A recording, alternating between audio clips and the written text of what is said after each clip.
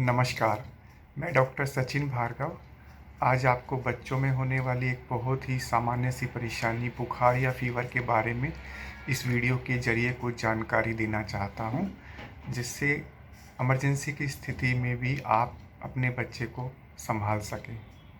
जैसा कि हम सब जानते हैं, एक सामान्य आदमी का तापमान 98.6 98.6 डिग्री फ़ारेनहाइट होता है और बच्चों में भी नॉर्मल यही होता है। लेकिन बुखार हम तब मानते हैं जब यह तापमान बढ़कर 99 डिग्री से ज़्यादा हो जाए। छोटे बच्चे चाहे वो किसी भी एज के हों, उनकी बगल या आर्मपिट में ही बुखार लेना सबसे आसान रहता है। तो आज के इस वीडियो के ज़रिए बुखार क्यों होता है, उसे होने पर हम क्या कर सकते हैं, और सबसे महत्वपूर्ण बात, बच्चों में बुखार की दवा की कितनी मात्रा और कैसे देनी है, इसके विषय में मैं आपको बताऊंगा। तो सबसे पहले बुखार क्या होता है। तो 99 डिग्री से ज़्यादा टेम्परेचर अगर बगल में आता है तो हम उसे बुखार कहते हैं। बुखार नापने का सबसे आसान तरीका बच्चों में उनका बगल में तापमान लेना है, जिसके लिए आप एक डिजिटल थर्मामीटर यूज़ कर सकते हैं। बाज़ार में आजकल बहुत आसानी से उपलब्ध हैं। थर्मामीटर को यूज़ करने से पहले आप एक बार चेक कर लें। जब आप इसका स्टार्ट करते हैं तो जनरली सभी थर्मामीटर पिछली रीडिंग, उसके बाद फिर सामान्य टेम्परेचर 98.6 डिग्री दिखाते हैं और उसके बाद ये यूज़ करने के लिए तैयार हो जाता है। थर्मामीटर की टिप, जो एक सिल्वर वाला हिस्सा आप देख रहे हैं, इस हिस्से को साफ़ पानी से गीले कपड़े से पोंछ लें। इसको पानी में, बहुत ज़्यादा पानी में डिप नहीं करना है, हल्के गीले कपड़े से पोंछ के, और उसके बाद उसको आप बगल में लगा दें। बगल में लगाने का तरीका ये है कि इसका जो अगला वाला हिस्सा है उसके चारों तरफ स्किन संपर्क में रहनी चाहिए, यानी कि छाती की स्किन भी और हाथ की स्किन भी उसको चारों तरफ से घेर ले। आमतौर पे थर्मामीटर 1 से 3 मिनट का समय लेते हैं और उसके बाद एक पिप पिप की आवाज़ आ जाती है, जो ये बताती है कि इसने रिकॉर्डिंग ले ली है, और उसके बाद आप उस रीडिंग को चेक कर सकते हैं। ये पहली बात। दूसरी बात, अगर बच्चे का तापमान 99 से कम है तो उसे बुखार नहीं है, तो आपको कोई चिंता की बात नहीं। अगर बुखार 99 से 100 के बीच है और बच्चा आराम से खा पी रहा है, खेल रहा है, परेशान नहीं है, तो ऐसी स्थिति में आप कुछ समय के लिए दवा देने को टाल सकते हैं। हो सकता है थोड़े समय के बाद अगली रीडिंग आधा या 1 घंटे के बाद नॉर्मल आ जाए और दवा की आवश्यकता ना पड़े। लेकिन बुखार अगर 100 डिग्री से ज़्यादा है तो इस बुखार को आगे इलाज की ज़रूरत है। तो सबसे पहली जो चीज़ आप कर सकते हैं, बच्चे को ढीले कपड़े पहनाएं जो लूज़ हों, जिससे उसकी हवा जा सके और शरीर में जो गर्मी पैदा हो रही है वो बाहर निकल सके। इसके अलावा ऐसी स्थिति में बच्चे का पानी या लिक्विड की मात्रा बढ़ा देनी चाहिए, क्योंकि जब हमारा बुखार आता है तो शरीर को ज़्यादा पानी की आवश्यकता होती है। तीसरा जो तरीका आप घर में इस्तेमाल कर सकते हैं वो है टिपिड स्पंजिंग, या सामान्य तापमान के पानी से पूरे शरीर के ऊपर स्पंज करने के लिए जो पानी इस्तेमाल करना है वो बहुत ज़्यादा गर्म या ठंडा नहीं होना चाहिए। आमतौर पे 25 से 30 डिग्री टेम्परेचर के बीच का पानी ठीक है। तो आजकल गर्मी के मौसम में जो हमारा रूम टेम्परेचर पे पानी रखा होता है घर में, वो जनरली इसी का होता है। एक बात का ध्यान रखें कि स्पंजिंग के लिए बर्फ़ या बर्फ़ के पानी का इस्तेमाल ना करें, क्योंकि वो बहुत, ऐसे में शरीर का तापमान और पानी का तापमान बहुत अलग होता है और वो बच्चे के लिए परेशानी का कारण बनता है। तो स्पंजिंग करने के लिए क्या करना है, इसके लिए आप घर का कोई भी एक छोटा सा टॉवल इस तरह का इस्तेमाल कर सकते हैं। इसको पानी में डुबो के एक बार अच्छे से निचोड़ लें ताकि ये बहुत ज़्यादा गीला ना हो, और फिर स्पंजिंग करनी है। स्पंजिंग में जो सबसे ज़्यादा एक चीज़ गलत हो जाती है वो ये है कि हम सभी लोग ज़्यादातर सिर्फ माथे के ऊपर ही स्पंज करते हैं। इस समय कोई बच्चा हमारे पास नहीं है, तो मैं इस खिलौने के ज़रिए आपको बताना चाहूँगा कि हमें स्पंजिंग कैसे करनी है। तो याद रखें, स्पंजिंग करने का पर्पस होता है कि शरीर गीला होगा तो वो शरीर का जो जो पानी है वो शरीर से गर्मी लेगा और वाष्प बन के उड़ेगा। इस दौरान शरीर की गर्मी निकलेगी और तापमान नीचे आएगा। तो स्पंजिंग इफ़ेक्टिव हो, इसके लिए बहुत आवश्यक है कि हम बच्चे के शरीर के ज़्यादा से ज़्यादा हिस्से को गीला करें। तो जब स्पंज करना है तो उस बच्चे का माथा, नाक, उसका पूरा फेस, उसका सिर, उसकी गर्दन, उसकी छाती, उसका पेट, उसकी पीठ, उसके हाथ आगे और पीछे से, उसके हथेलियाँ, ऐसे ही उसके पैर, मतलब उसके शरीर का सारे हिस्से गीले होने चाहिए और हमें कपड़ा रख के छोड़ना नहीं है, पट्टी रख कर छोड़नी नहीं है, उसको हटा देना है, क्योंकि तभी वो पानी इवापोरेट हो पाएगा। 2 मिनट के बाद जब आपको लगे कि अब पानी उड़ गया है या कम हो गया, तो एक बार आप दोबारा पोंछ दें, फिर तिबारा पोंछ दें और ये करते रहें। देखा गया है आमतौर पे 10 से 15 मिनट की स्पंजिंग में टेम्परेचर सामान्य हो जाता है। लेकिन एक चीज़ का ध्यान रखिए कि ये बुखार का कोई परमानेंट उपचार नहीं है, थोड़ी देर के बाद बुखार फिर आ जाएगा। तो स्पंजिंग का उपयोग 2 स्थिति में ज़्यादा फ़ायदेमंद है। एक, जब हम दवा देते हैं तो उसका असर आने में समय लगता है, तो अगर दवा के साथ साथ आप स्पंजिंग भी शुरू कर देंगे तो बच्चा जल्दी कंफर्टेबल हो जाएगा, क्योंकि 15 से 20 मिनट में दवा का असर आएगा, तब तक स्पंजिंग उसको आराम देगी। दूसरा, अगर किसी बच्चे को बहुत ज़्यादा तेज़ बुखार है, मान लीजिए 102 या 103 डिग्री से ज़्यादा, तो ऐसे बच्चों में बुखार से होने वाले नुकसान का खतरा ज़्यादा रहता है और ऐसे बच्चों में कई बार दौरे भी पड़ सकते हैं। ऐसे बच्चों का बुखार जल्दी उतारना ज़रूरी है और उस केस में स्पंजिंग बहुत इफ़ेक्टिव है। बुखार के जो मेन कारण होते हैं उसमें इन्फेक्शन सबसे मेन बड़ा कारण है। इसके अलावा कैंसर में, पानी में, शरीर में पानी की कमी में, टीका लगवाने के बाद या कुछ ऑटो इम्यून डिसऑर्डर्स में भी बुखार आ सकता है। और इन्फेक्शन वाले बुखार में के कई कारण हो सकते हैं, जिसमें से वायरल फीवर सबसे ज़्यादा है।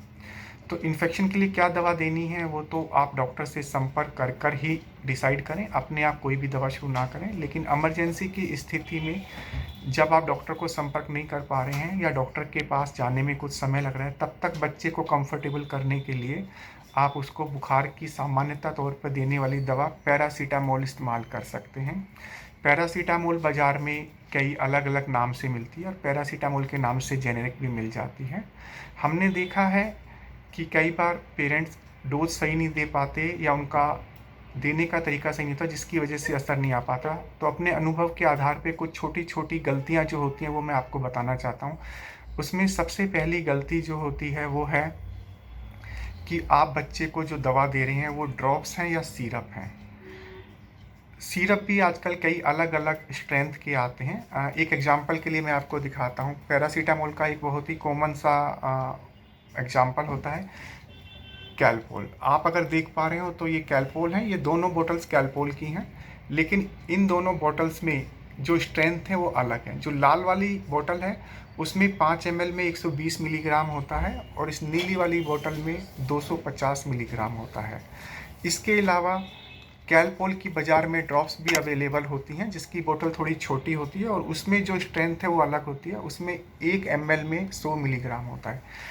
तो यहाँ पर ये जानने वाली बात है कि जो बच्चों में पैरासीटामोल की डोज होती है वो 15 मिलीग्राम पर केजी के हिसाब से होती है। यानी अगर एक बच्चा 5 किलो का है तो हमें उसे 75 मिलीग्राम देना है और बच्चा अगर 10 किलो का है तो उसे 150 मिलीग्राम देना है।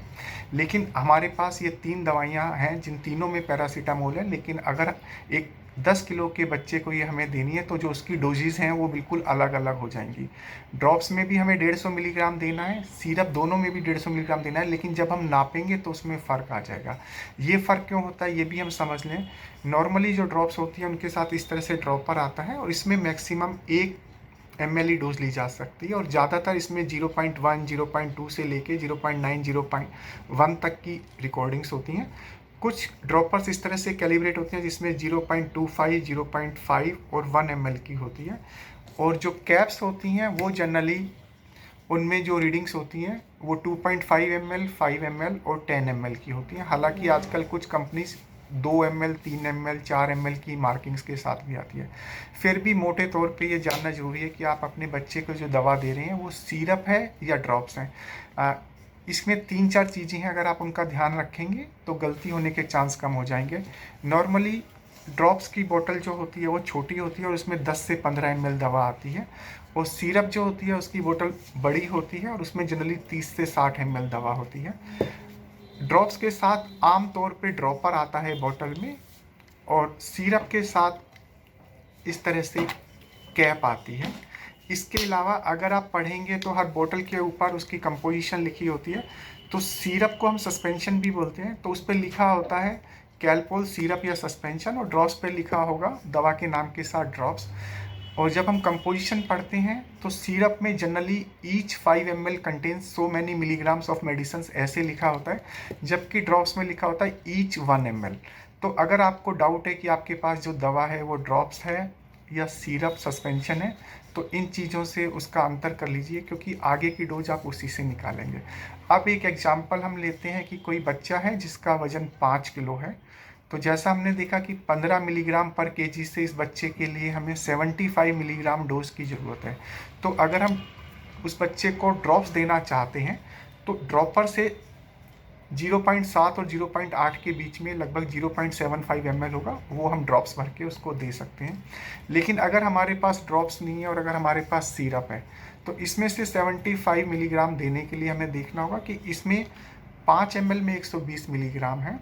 तो 75 ml देने के लिए लगभग हमें 3.5 ml यानी कि 3.5 ml 2.5 और 5 के बीच की डोज लगभग देनी होगी। तो ज़्यादातर डॉक्टर्स 1 साल से छोटे बच्चों में ड्रॉप्स प्रेफर करते हैं, क्योंकि उसमें उससे नापना आसान होता है, और 1 साल से बड़े बच्चों में हम लोग सिरप प्रेफर करते हैं। जन्म से लेके 12 साल तक के बच्चे का आमतौर पे वज़न 3 किलो से 40 किलो के बीच होता है। ये नॉर्मल बच्चे का है। अगर बच्चा बहुत कमज़ोर या मोटा है तो हो सकता है 1 से 80 किलो के बीच का भी वज़न हो सकता है। तो आप समझ सकते हैं बड़े लोगों में जहाँ एक गोली सफिशेंट होती है सभी के लिए, लेकिन बच्चों में बहुत ज़्यादा डोजेस की वेरिएशंस आ जाती है। तो अगर आपको डोज देना है तो सबसे पहले एक पेपर पे उसके वज़न के हिसाब से डोज कैलकुलेट कर लें, और फिर जो भी कंसंट्रेशन है आप उसके हिसाब से दे दें। या फिर दूसरा सेफ मेथड ये हो सकता है कि आपने पिछली बार जब भी अपने डॉक्टर को दिखाया था और उन्होंने जो बुखार की दवा बताई थी, आप उस डोज को नाप का दे दें। हो सकता है बच्चे का थोड़ा सा वज़न बढ़ भी गया हो, लेकिन वो आपको नुकसान नहीं करेगा, क्योंकि वो लगभग उसी रेंज में होगा। इसके अलावा जब बुखार आता है तो कुछ अलार्मिंग साइंस का हमें ध्यान रखना चाहिए, क्योंकि उस केस में हमें अपने डॉक्टर को जल्दी से जल्दी संपर्क कर लेना चाहिए। उसमें सबसे पहला है, अगर बच्चे को बहुत तेज़ बुखार आ रहा है, 103 104 डिग्री बुखार है, तो ऐसे में जल्दी से जल्दी डॉक्टर को संपर्क करें। अगर बुखार के साथ बच्चा बहुत ज़्यादा सुस्त हो जाता है, खाना नहीं ले रहा, आपसे इंटरेक्ट नहीं कर रहा, बिल्कुल नहीं खेलना चाह रहा, तो ये भी एक अलार्मिंग साइन है। अगर बच्चा बुखार के साथ सिर दर्द या गर्दन में दर्द की परेशानी बताए, तो ये मेनिंजाइटिस का साइन हो सकता है और इसमें बहुत जल्दी ट्रीटमेंट चाहिए। अगर बच्चा कोई भी एबनॉर्मल बिहेवियर कर रहा है या उसके लिम्ब मूवमेंट्स हो रहे हैं या दौरे पड़ रहे हैं, तो ये भी एक इमरजेंसी है, और ऐसे में जल्दी से जल्दी डॉक्टर से संपर्क करें। अगर बुखार 5 दिन से ज़्यादा चल रहा है तो उस केस में भी आप अपने डॉक्टर को संपर्क करें। जो सावधानियाँ, उपाय हम आज आपको इस वीडियो के ज़रिए बता रहे हैं, वो इमरजेंसी के लिए हैं, ताकि जब तक आप डॉक्टर के पास नहीं जा रहे तब तक उसे इस्तेमाल कर सकें। लेकिन हर केस में डॉक्टर की राय ही सबसे ज़्यादा महत्वपूर्ण है, और आप उसको मिस ना करें।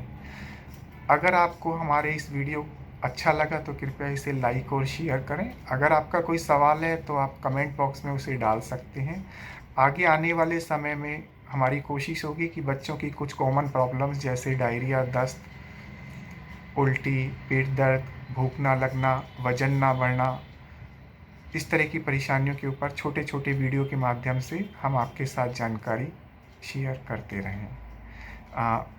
इस वीडियो चैनल को सब्सक्राइब करना ना भूलें, ताकि अगली बार आपको वीडियो का नोटिफिकेशन मिलता रहे। धन्यवाद। Thank you.